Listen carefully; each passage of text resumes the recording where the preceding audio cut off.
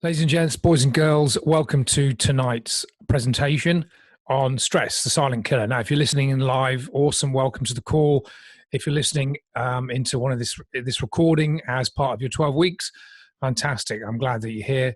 Please take a few notes. This is going to be quite an interesting presentation. I think it will help all of you, all very relevant. Okay, so what's the definition of stress? What is stress? I mean, we all know what stress is, but this was the actual definition that I took from the internet. Stress is the body's reaction to any change that requires an adjustment or response. The body reacts to these changes with either physical, mental, and emotional responses. And there's good and bad. You know, we actually need stress in some form, but I think the problem lies in how you perceive that stress. And that's really the key, is the perception of the stress. And how we react to the stress, because one person can see a scenario that could appear to them very stressful. Another person could say, you know what, it's no big deal. And this really depends on where we've come from, education, family, scenarios that have maybe happened to us before. And there's a quote there that I like to use. This is not my quote, but it's very, very relevant. We don't believe what we see what we believe. So stressful situations, or any situation in life, all comes down to things that we believe. So we will see the things we believe rather than believing the things that we see. So let's look at historical stress to start with. And let's take it back, 100,000 years. I'm not even sure when this all took place.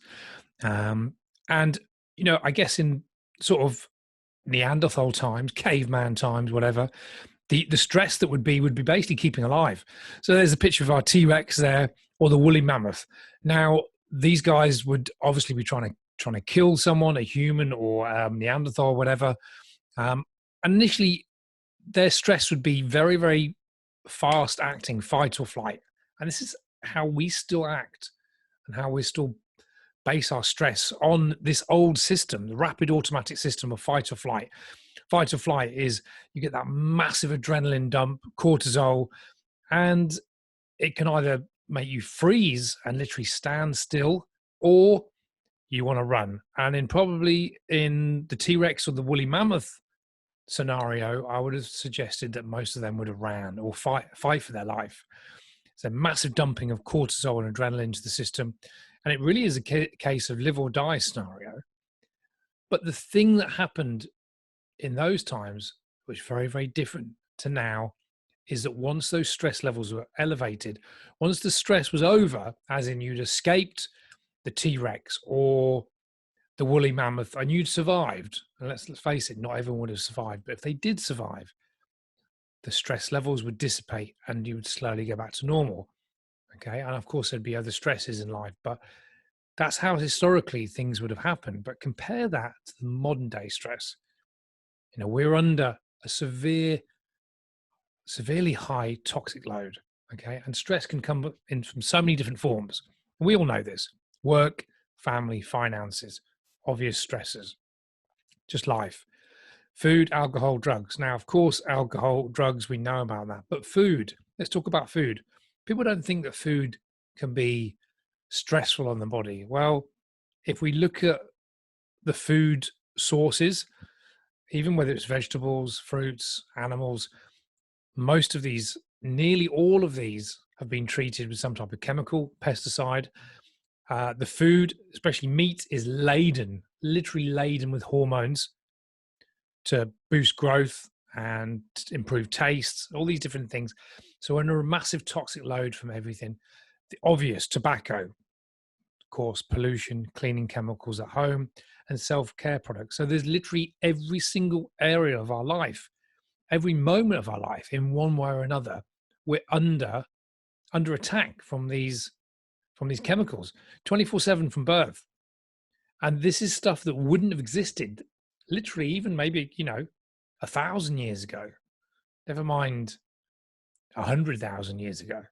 When did the sort of industrial revolution, so it's like 200-300 years ago, once things started moving that way. Before that, there was none of these chemicals, didn't exist. And there's over 85,000 chemicals in use today and rising, and they're all man-made chemicals. which is crazy. So yeah, the toxic load is extremely high. So the difference between historical stress and modern day stress is just not even, you can't even compare it. So let's look at some symptoms of stress. And first of all, we're going to look at short term and then obviously long term. So short term, we'll go through this very, very quickly. Low energy, headaches, upset stomach, general aches and pains, tense muscles, insomnia will definitely interfere with your sleep, and loss of libido. And if you're listening to this presentation, you may have experienced some or all of these, and possibly the reason why you're on this coaching program. Stress is short term is not nice. And look, we've all experienced a certain level of stress at some point in our lives, but this can lead to long term.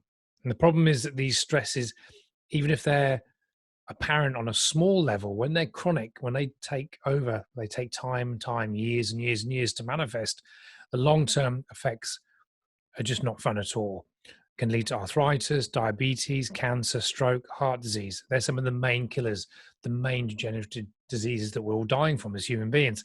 And it's said that 9 out of 10 people will die from some type of degenerative disease. Degenerative means it's long-term and they're man-made. These are man-made diseases.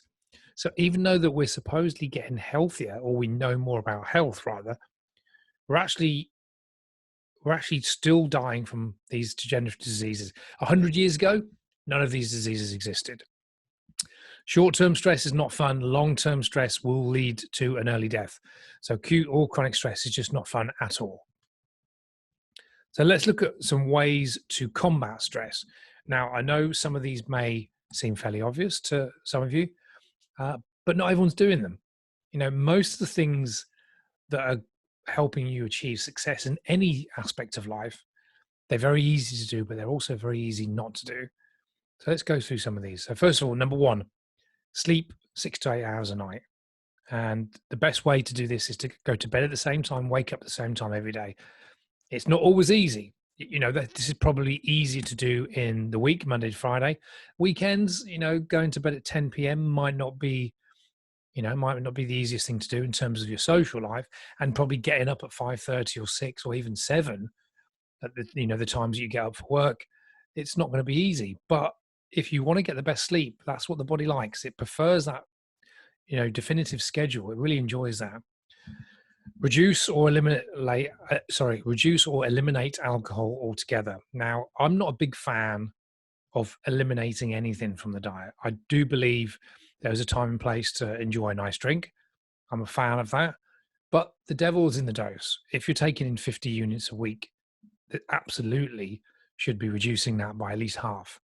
You wouldn't want to eliminate that straight away anyway. If the alcohol's causing a problem, as in, you're missing your workouts, it's causing you to overeat, which means you're gaining weight.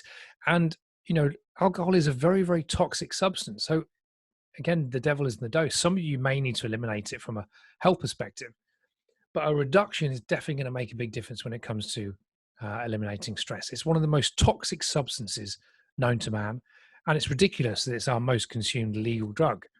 So go figure on that. But definitely a reduction in alcohol, and certainly a reduction in alcohol before you go to bed.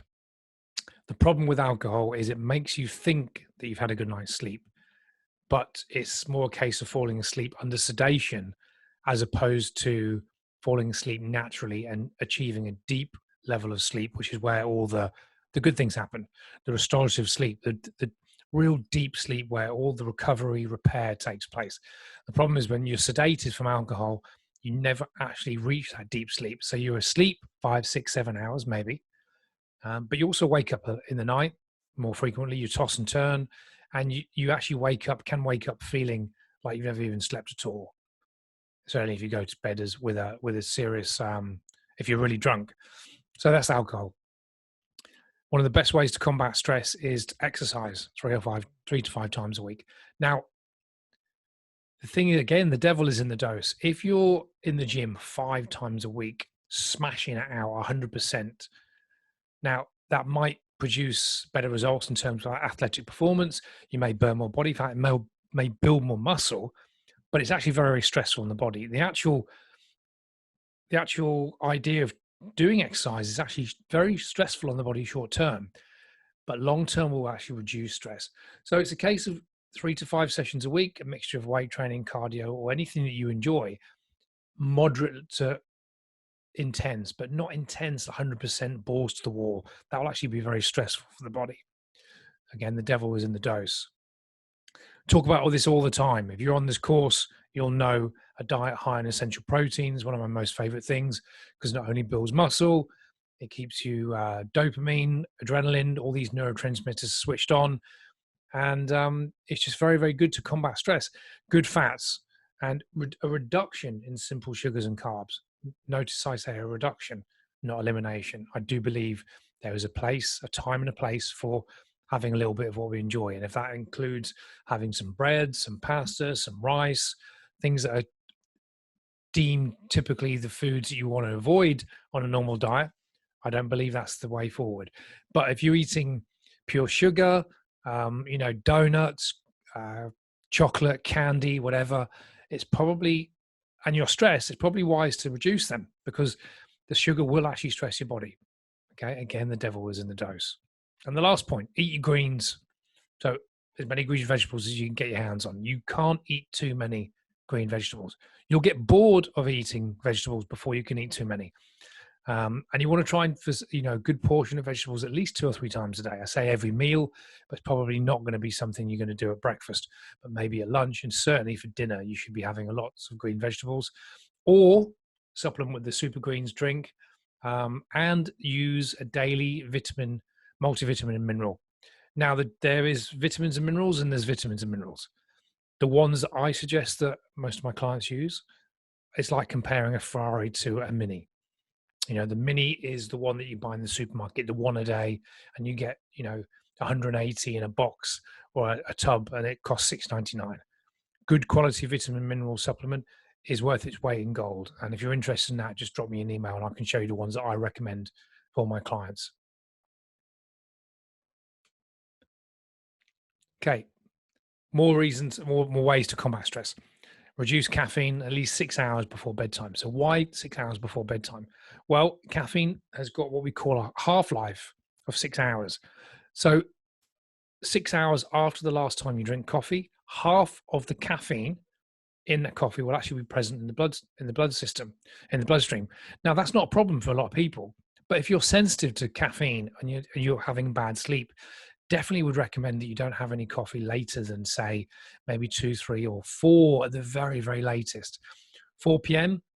means by 10 p.m. there's still half of the caffeine left. So if you have a really strong coffee, there could be, 50 to 100 milligram of caffeine left in the system. For some people, that won't be a problem. For a lot of people, it won't be a problem. But for some that are very sensitive, that will be a problem. So I would recommend no more than 2, at max 3 coffees a day. And ideally, they should be between or before 2 p.m. That would be my recommendation.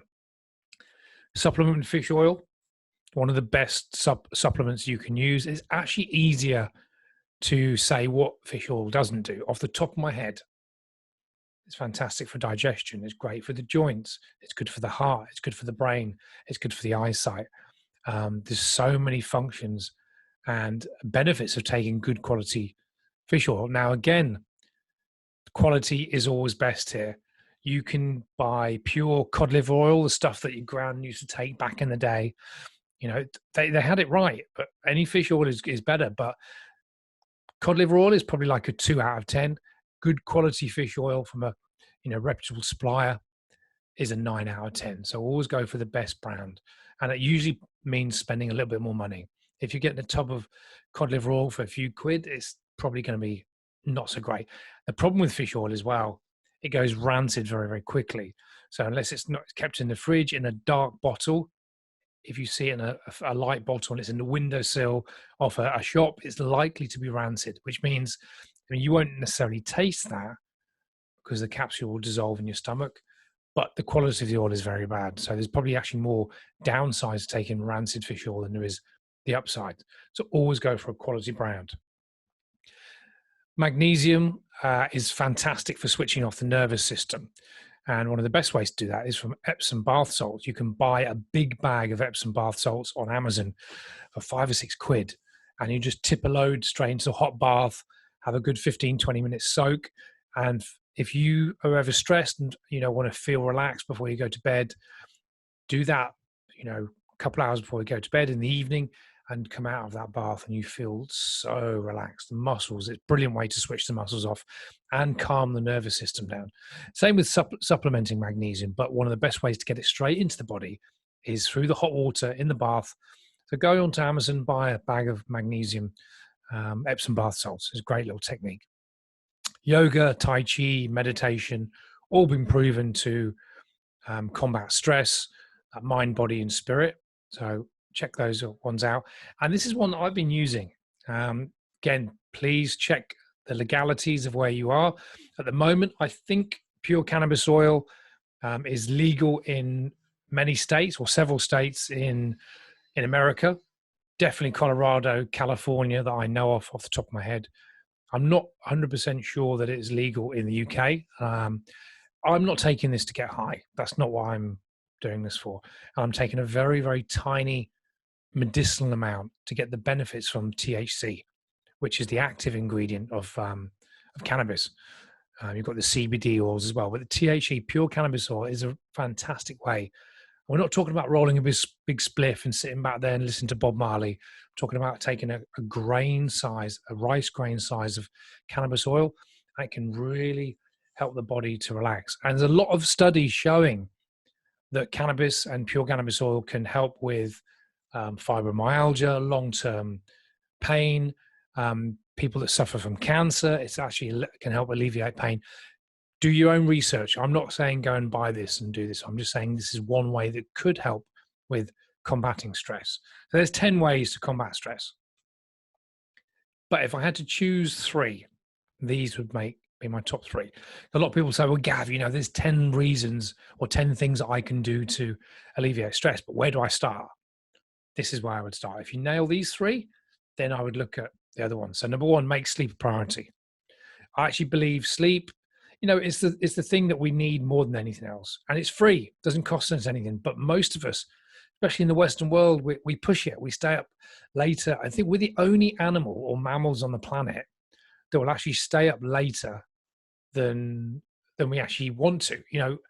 We're tired, we should go to bed, but we'll stay up and go on the laptop, play on our phone, watch something on TV, have a drink. Animals don't do this. No other animal or mammal on the planet forces or avoids the time that we actually want to go to sleep. So we're meant to be the smartest people on the planet, but maybe not sometimes. So make sleep a priority, definitely, if stress is an issue.